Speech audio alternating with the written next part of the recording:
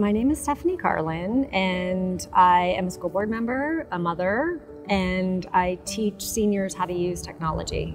In my opinion, when we have one suicide, it's one suicide too many. Mental health has been something I've struggled with my entire life. I had a brother, his name was Herb, and he was 2 years older than I was. And we struggled a little bit when we were younger. My brother died by suicide, and when I look back on the things that we had in common, it seems so obvious to me now that we were both so sick and we just never really addressed it. When my children were 5 and 6, I had my first suicidal breakdown that led me to being admitted in the hospital in a 72-hour hold. And I kind of went in and out of therapy for a few years thinking I had it under control.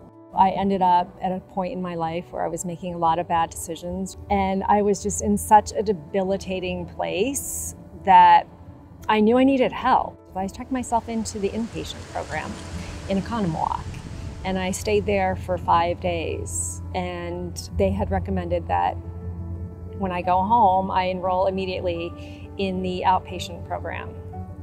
And I didn't. And I wish I would have taken that advice, because I ended up having a suicide attempt. That led me to, again, a 72-hour hold. And this hold, in order to be released, required me to attend Rogers for 12 weeks, as initially suggested. And I didn't want to go. And yet going saved my life. And I wish my brother would have been able to go. If people are out there contemplating not going, I always tell them, you should go. The fact that I was able to not go in the tubes when my brother passed away is kind of shocking to me, because the old me, the pre-Rogers me, that I would still be in a desolate state right now. And I'm still struggling. Something like that I don't think you ever get over, but I'm channeling my sadness into advocacy. I have a support network thanks to Rogers. And when I am struggling, my Rogers support network is the first group that I reach out to.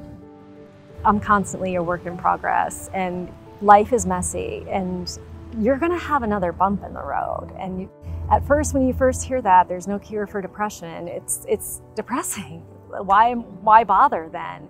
But there are things you can do that make life a little bit better, and that's what Rogers teaches you.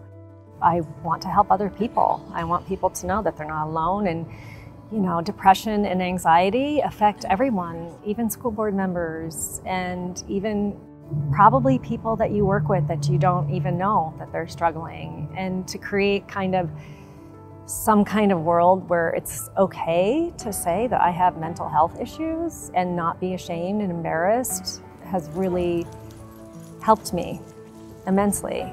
My life is kind of defined as before Rogers and after Rogers because of the treatment that I received.